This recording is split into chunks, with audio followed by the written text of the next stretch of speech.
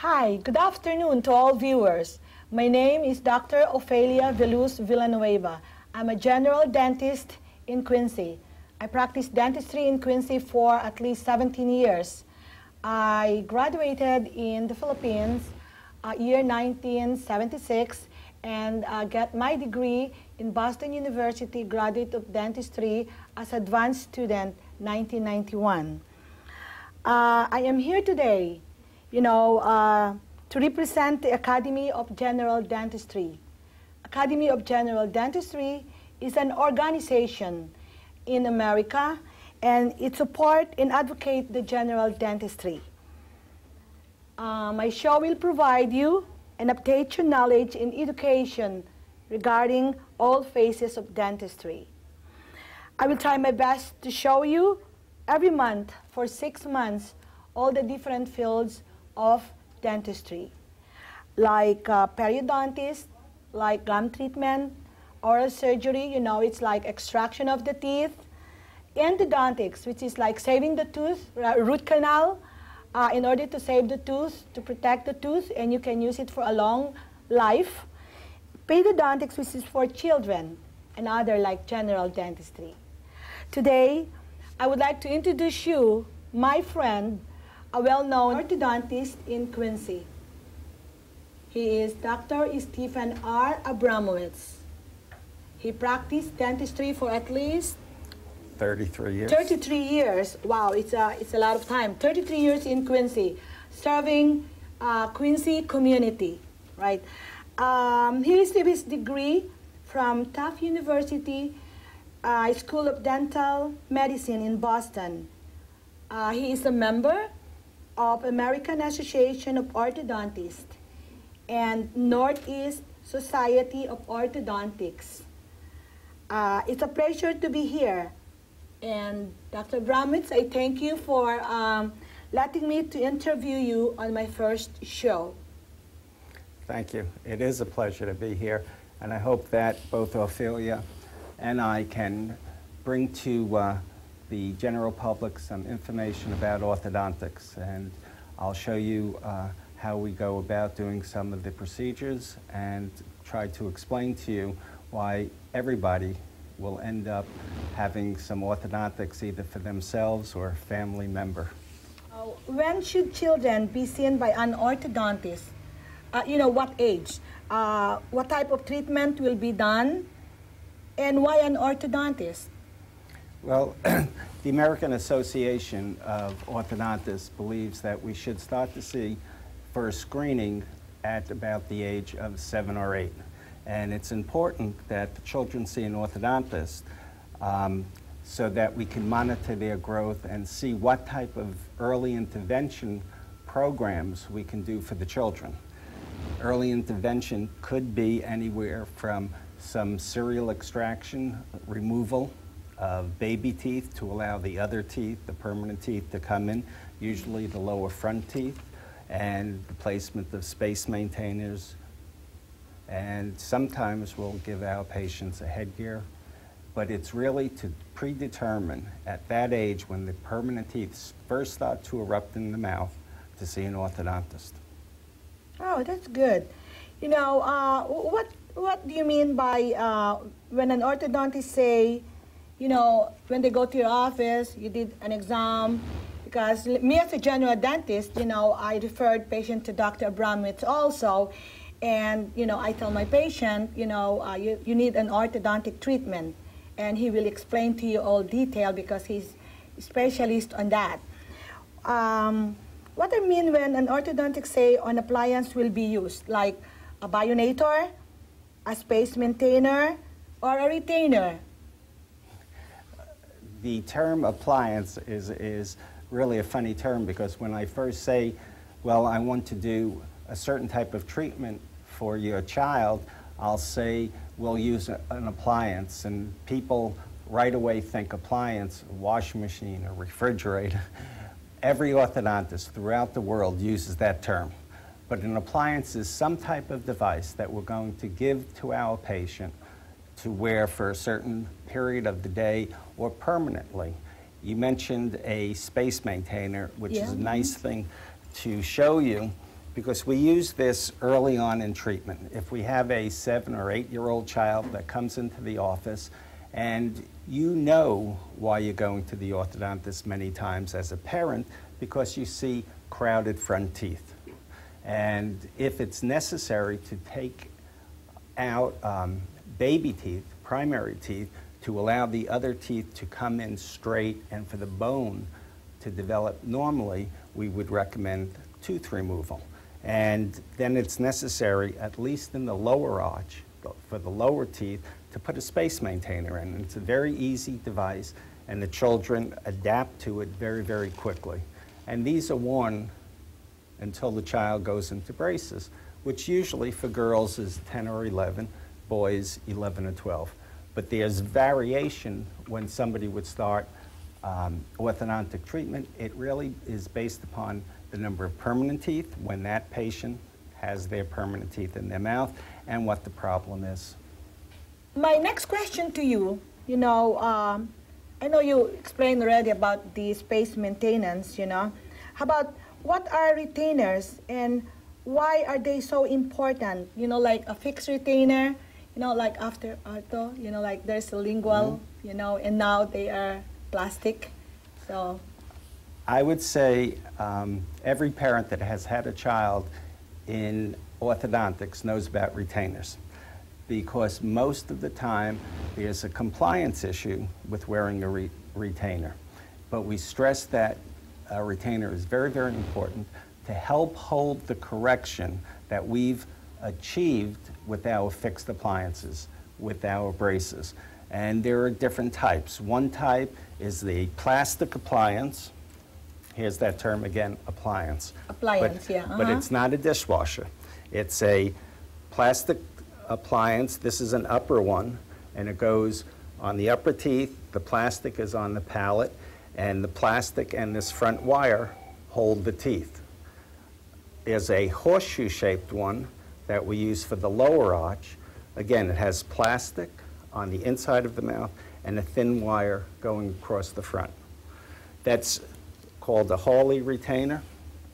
It's one of the oldest types of appliances that our patients... Hawley appliance. Hawley appliance.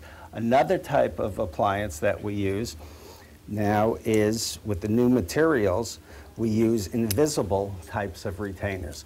And this is an invisible type of retainer. And this goes over the teeth, and it's pretty much, people will not see the appliance when the patient is smiling. And this is becoming very, very popular now. Another type of appliance is we take a thin wire and we glue it to the inside surface of the teeth. And this is called a fixed retainer. Yeah. And we're using more and more of these appliances as our materials are becoming better and better. Yeah. So those are the three types of appliances. How do you indicate, what do you use, in a patient? There's no ideal retainer. Oh, okay. Having said that, if the patient is able to have good oral hygiene, we would start to favor a fixed retainer, because a fixed retainer, it's a little bit harder to clean behind the teeth. If the patient is prone to losing things, then we would like to use something that's a little bit brighter so that the patient can see it. If the patient is very responsible, then we would start to favor an invisible retainer. So it really has to do with patient cooperation and patient knowledge of what's expected. Yeah, it seems me myself, I like this better. It's invisible. Yeah, as well as, you cannot easily lose it. But it's hard to sometimes see, and everybody has a story of a neighbor or a friend going through the trash at school or at the McDonald's, because retainers get thrown away. Oh, too bad. Okay. Now, thank you. And about the Invisalign, I know as a general dentist, I know about Invisalign, and we can do it also. Only attending that seminar, which is very costly, then you can apply Invisalign to the patient. But I decided to have my orthodontist do the Invisalign. Would you mind to tell them what is Invisalign now? Invisalign is a system that's been developed over the last 5 to 10 years where it's set up for adult treatment. And it works by having a series of trays, almost like an invisible retainer. This is an Invisalign tray. And the patient wears each succeeding tray for 2 weeks at a time. And each tray moves the teeth just a little bit. As the tooth moves a little bit, you go into the next tray. Depending upon the severity of the correction that is needed, depends upon how many trays. How long do you have to do that? Because I know the traditional orthodontic treatment is 2 years. You know, but how about the Invisalign? Is it shorten the time or? Usually it takes about the same amount of time for Invisalign or for what you're considering traditional braces. But even braces have sped up a lot. 20, 30 years ago, we used to treat our patients for 2 to 3 years. Now, a lot of our patients are finishing within 18 months to 24 months. Mm-hmm. And that's due to the types of materials that we're using.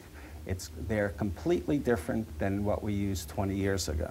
We use wires that are titanium, heat-treated, heat-sensitive wires that work over weeks, that work over months, rather than 20 years ago, we used to see our patients every 3 or 4 weeks. Now we see them every 6 to 10 weeks. And the treatment is much, much easier for the patient and for the orthodontist. It's a good, interesting, you know, it's interesting. Tell me about the importance of good oral hygiene while you are having braces. You know, if you send a letter to the dentist who referred you, you're telling they need every 4 months cleaning. Can you explain that? I like my patients to see their dentist every 4 months. Most of the time, because of insurance constraints, where the insurance company will only pay for a cleaning every 6 months. Yeah, twice a year. It's difficult to have the patient go in that extra time for that oral hygiene appointment. But oral hygiene is paramount to good, successful orthodontic treatment. Every once in a while, you will see somebody that has had orthodontics, whether recently or 20 years ago, with white spots on their teeth. And that's from poor oral hygiene. Mm-hmm. And it's a shame because the orthodontist and the patient and the parents all have put in time and effort and money. And to have those type of stains on the teeth, which are very, very difficult to remove, after that kind of treatment, it's because of the poor oral hygiene. Do you think that poor oral hygiene also contributes, like, I see patients have an overgrowth tissues when they have braces, and you cannot see the teeth anymore. And when they come to me and they'll ask me, is it going to be gone or what do you want me to do? I said, you need more oral hygiene, you know, good oral hygiene. You have to brush, really brush. Is that the cause of that, the poor oral hygiene? Is it going back to normal after the braces is out? Poor oral hygiene, whether you're wearing braces or not. If you're not wearing braces and your hygiene isn't what it should be, you will see that your gums bleed and they get swollen. With the braces, it only compounds it because the food collects even more because of the braces that are on the teeth. Mm-hmm. Often, once the braces come off, the gum tissue will shrink back.